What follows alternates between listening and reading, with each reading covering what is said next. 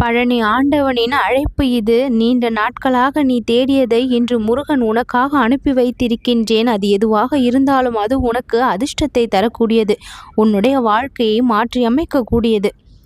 பார்த்த உடனேயே நம்பிக்கையை கொண்டு தொட்டிருக்கின்றாய். நீக்க முடியாத அருள் தருணம் இப்பொழுது உனக்கு வழங்கப்பட்டிருக்கின்றது.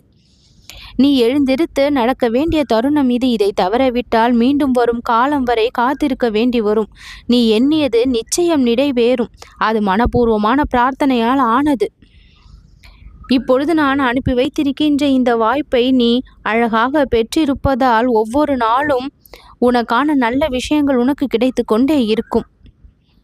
பழனியிலிருந்து நேரடியாக உனக்காக அனுப்பி வைத்திருக்கின்றேன் இந்த அதிர்ஷ்ட வேல்.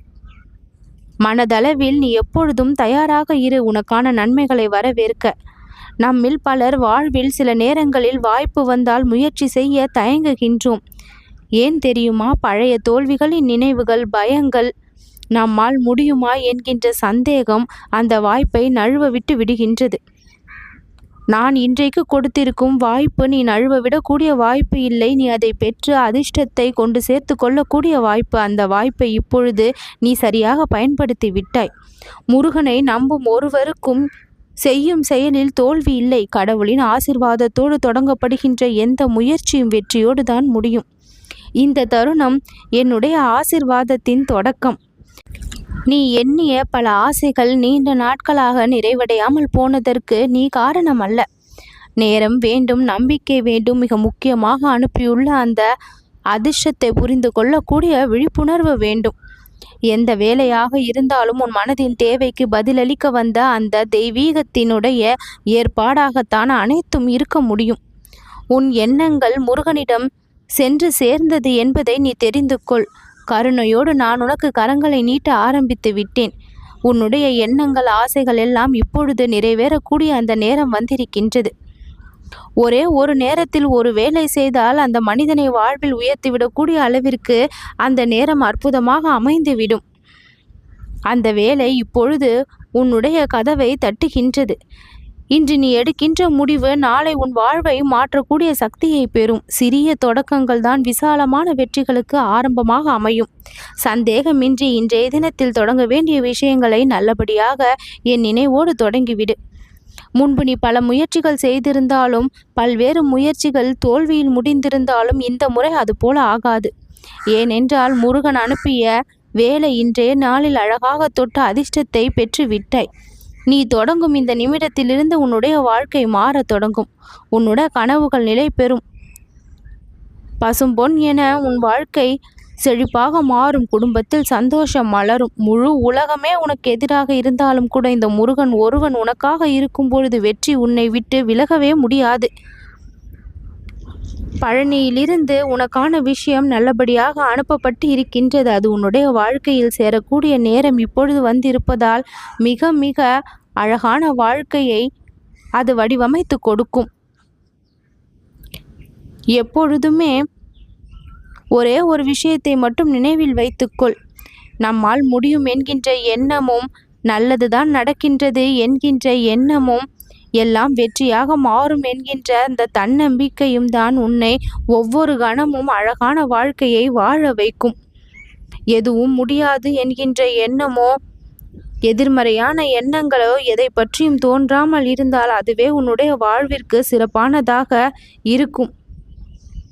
நல்ல நல்ல விஷயங்கள் எல்லாம் உன் வாழ்க்கையில் நடந்து கொண்டே இருக்க வேண்டுமானால் இந்த முருகனின் மீதான பக்தியை நீ எப்பொழுதும் வளர்த்து கொண்டே இருக்க வேண்டும். முருகன் உன்னை கைவிடாமல் காப்பான் என்கின்ற நம்பிக்கை உன் மனதிற்குள் எப்பொழுதும் இருந்து கொண்டே இருக்க வேண்டும்.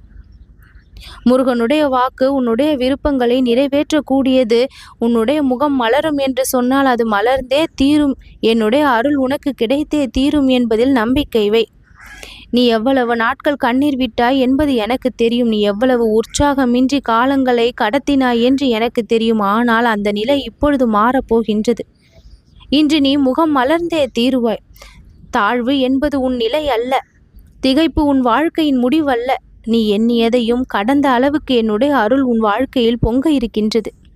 உனது முன்னேற்றத்தை தடுத்து நிறுத்தக்கூடிய சக்தி இனி அழிந்து போகும். நீ புறக்கணிக்கப்பட்ட ஒருவன் என்று நீ நினைத்தால் அது தவறு. உன்னை நேராக நான் நோக்கி பார்த்துள்ளேன்.